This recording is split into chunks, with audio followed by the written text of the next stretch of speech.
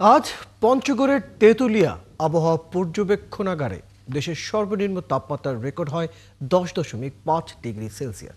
এটি এখন পর্যন্ত এই মৌসুমের সর্বনিম্ন তাপমাত্রা। সকাল 6টার দিকে তেঁতুলিয়ায় বাতাসের আর্দ্রতা ছিল 95%। ফলে ভোর থেকেই বেড়ে যায় শীতের দাপট। হাত পা জমে আসার মতো ঠান্ডা অনুভূত হয় এলাকায়। এর আগে গত মঙ্গলবার এই মৌসুমের সর্বনিম্ন তাপমাত্রার রেকর্ড হয়েছিল 11.7 ডিগ্রি সেলসিয়াসে। এরপর টানা 3 দিন তেঁতুলিয়ায় সর্বনিম্ন তাপমাত্রা ছিল 12 ডিগ্রি সেলসিয়াস। দর্শক, পঞ্চগড় সহ উত্তরাঞ্চলের শীত ও তাপমাত্রার খবর জানাতে আমাদের সাথে যুক্ত হচ্ছেন সহকর্মী রফিকুল ইসলাম। রফিকুল ইসলাম, আজকে তো তেঁতুলিয়ায় দেশের সর্বনিম্ন এবং এই মৌসুমের সর্বনিম্ন তাপমাত্রার রেকর্ড হয়েছে, জনজীবনে কেমন প্রভাব দেখছেন?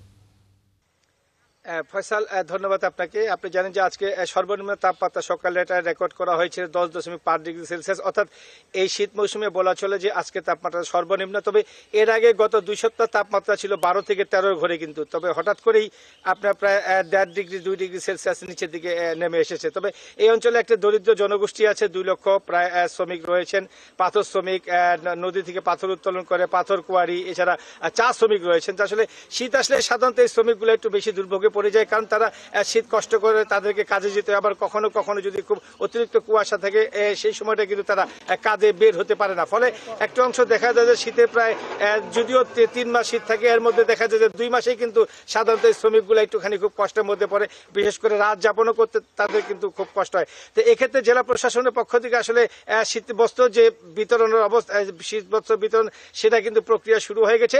তবে এখানে 2 লক্ষ শ্রমিকের মধ্যে মাত্র এখানে সর্বসাকুল্যে দেখা হয় যে 50 থেকে 60 হাজার কিন্তু কম্বল দেওয়া হয়। পরে কিন্তু 1.5 লক্ষ শ্রমিক মানুষ, গরিব শ্রমিক আছে, তারা কিন্তু আসলে বঞ্চিত হয়ে যায়। ফলে এবার সরকারের প্রতি দৃষ্টি আকর্ষণ করছেন এবং জেলা প্রশাসনের প্রতি দৃষ্টি আকর্ষণ করছেন যেন এই শ্রমিকগুলো যেন বঞ্চিত না হয়, কারণ প্রতি বছরেই কিন্তু তাদের কিন্তু শীতের একটা দুর্ভোগ পোহাতে হয়। এছাড়াও যে আপনার কৃষি শ্রমিক আছে, তারাও কিন্তু আসলে দুর্ভোগের মধ্যে পড়ে যায়।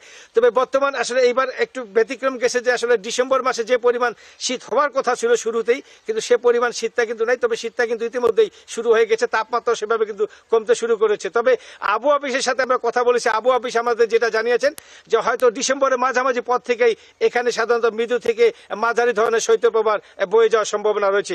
এদিকে জেলা প্রশাসনের সাথে কথা বলেছি, জেলা প্রশাসন বলেছে এ পর্যন্ত প্রায় 30 লক্ষ টাকার কম্বল বিতরণ করা হয়েছে 5টা ইউনিয়নে, 5টা উপজেলায়, উপজেলা প্রশাসনের মাধ্যমে। তবে মন্ত্রণালয় অর্থাৎ দুর্যোগ ও ত্রাণ মন্ত্রণালয়ে তারা আবেদন পাঠিয়েছেন এবং সেখান থেকে যেটা তথ্য এসেছে যে এ পর্যন্ত পঞ্চগড় জেলায় যত শ্রমিক আছে, বিশেষ করে দরিদ্র শ্রমিক, তাদের মাঝে কম্বল প্রত্যেকটি মানুষের বাসায় বাসায় বা ঘরে ঘরে কম্বল পৌঁছে দেওয়া হবে বলে জানিয়েছেন জেলা প্রশাসক আমাদেরকে। তো এই ছিল আমার কাছে সর্বশেষ শীতের খবর। ধন্যবাদ রফিকুল ইসলাম, খবর রাখতে থাকুন। দর্শক, আমাদের সাথে পঞ্চগড় থেকে উত্তরাঞ্চলের শীত এবং তাপমাত্রার খবর জানাচ্ছেন সহকর্মী রফিকুল ইসলাম।